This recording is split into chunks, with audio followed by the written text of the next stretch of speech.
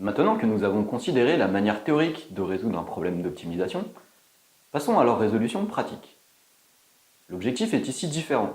Il s'agit d'écrire une procédure numérique qui va résoudre de manière approchée le problème d'optimisation rencontré. Nous nous limiterons ici au cas simple d'un problème sans contrainte. Dans ce cadre, l'algorithme de descente de gradient est la première brique à connaître. Une interprétation potentielle est la suivante. Pour une fonction différenciable, on peut approcher la fonction objectif par une fonction affine. Pour la minimiser, on peut alors tenter de minimiser cette approximation du premier ordre. Cela revient à choisir comme direction de modification de x la direction opposée au gradient courant. Ainsi, en partant d'un point x0, le nouveau point sera x égale x0 moins alpha fois le gradient de f en x0. Alpha est ici un terme positif, appelé le pas, qui contrôle la vitesse de décroissance dans la direction du gradient. Ce choix de alpha est crucial et sera étudié dans la suite extensivement. On peut alors écrire le pseudocode pour l'algorithme de descente de gradient. Tout d'abord, il prend en entrée un point de départ x0, un nombre maximum d'itérations grand T, le pas alpha, et enfin un critère d'arrêt qui dépend d'un nombre epsilon. On boucle ensuite sur t plus petit que grand T en mettant à jour xt plus 1 comme la différence entre x à l'instant t et alpha fois le gradient de f pris en x de t. Enfin, on peut arrêter la boucle si jamais un certain critère de convergence est plus petit que epsilon. En pratique, on considère des critères comme la norme du gradient de l'itéré ou l'écart entre deux itérés. Graphiquement, l'évolution d'un tel algorithme est affichée sur une fonction simple. On calcule le gradient à un instant donné, puis on descend dans cette direction. Enfin, on répète cette opération, ici, 5 fois. Regardons l'impact du choix de alpha en pratique. Ce paramètre est de loin le plus important à bien régler. Sur cet exemple, en dimension 1, la première figure illustre le choix d'un pas excessivement grand. Il se peut que l'on ne fasse même pas décroître la fonction objectif à chaque étape. Sur la fonction représentée, on rebondit de proche en proche en divergeant vers l'infini. En étant moins drastique, avec un choix de pas un peu moins grand, on voit qu'on peut encore osciller. Cette fois, le pas est encore grand et la convergence est très lente. Néanmoins, il y a maintenant convergence. Dans le cas d'un choix de pas satisfaisant, la descente est très rapide. C'est le type de comportement que l'on souhaite rencontrer en pratique. Notez qu'ici, les flèches ne sont pas dessinées pour éviter de surcharger le dessin. Enfin, en prenant le pas encore plus petit, la méthode va toujours converger. Mais cette fois, deux itérés successifs sont tellement proches l'un de l'autre que l'on va obtenir une convergence très lente. Potentiellement, si le pas est numériquement trop petit, l'algorithme fait même du surplace. Nous avons illustré le choix du pas en dimension 1, mais on peut encore voir le même type de phénomène en dimension 2.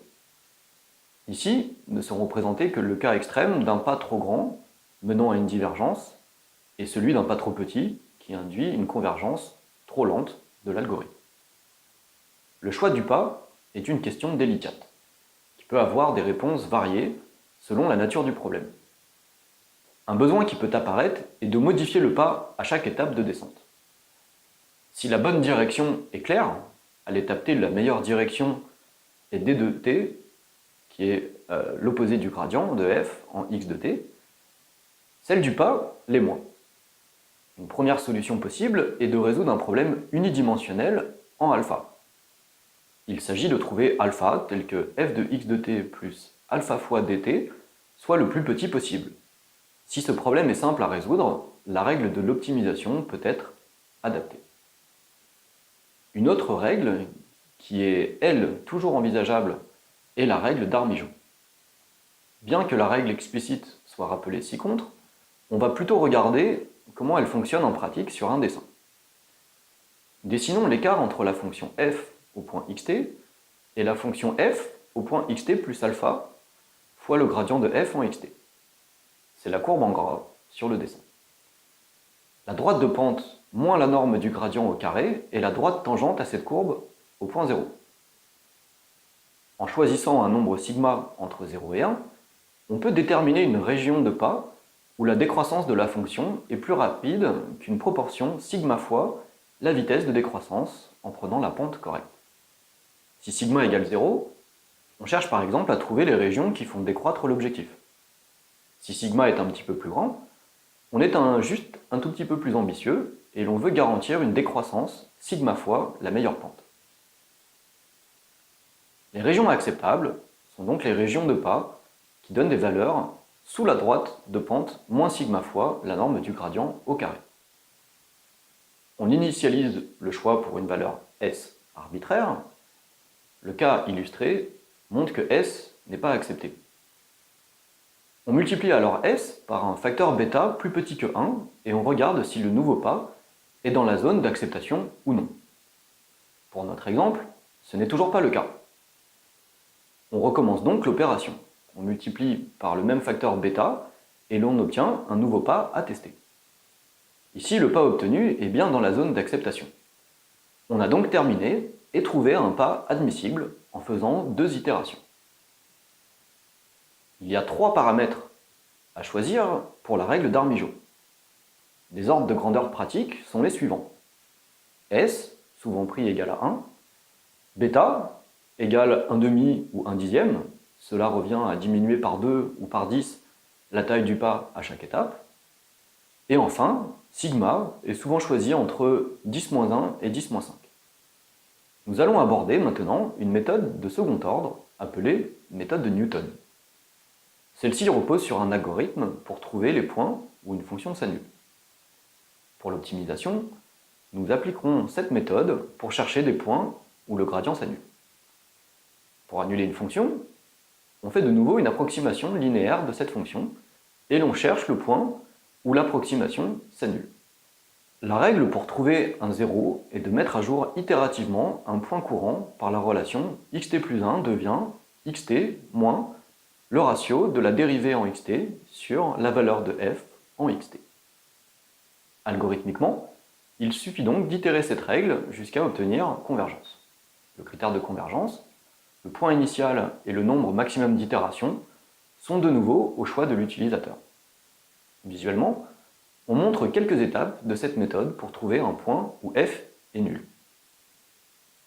Dans le cas affiché en 4 itérations, l'algorithme semble visuellement converger. Une autre manière d'appliquer cette méthode pour trouver un minimum de f consiste à approcher f par un polynôme d'ordre 2. On minimise alors cette approximation quadratique. Pour des fonctions de dimension quelconque, la formule de mise à jour est explicite si la hessienne est inversible. On obtient la règle suivante, xt plus 1 s'obtient comme la différence entre xt et l'inverse de la hessienne fois le gradient pris au point courant x de t. L'algorithme qui s'ensuit met récursivement xt plus 1 à jour selon cette formule. Visuellement, le comportement de l'algorithme en dimension 2 est ainsi illustré. x0 est l'initialisation et x étoile le minimum recherché. On approche tout d'abord la fonction par une approximation d'ordre 2. Cela revient à approcher la courbe par une ellipse. Le nouvel itéré correspond alors à prendre le centre de cette ellipse. On recommence à prendre l'ellipse tangente à la ligne de niveau de notre courbe en x1, et le nouvel itéré est de nouveau le centre de l'ellipse. On continue ce procédé de manière itérative. Il est bon de noter que cette méthode est très rapide à converger en termes de nombre d'itérations, mais hélas, chaque étape peut être coûteuse à résoudre du fait du système linéaire à résoudre lié à l'inverse de la hessienne. Ce point termine la partie sur l'analyse et l'optimisation. Dans la suite, nous verrons quelques applications aux statistiques de ces concepts. L'utilité de ces notions sera particulièrement claire pour la compréhension de la méthode des moindres carrés.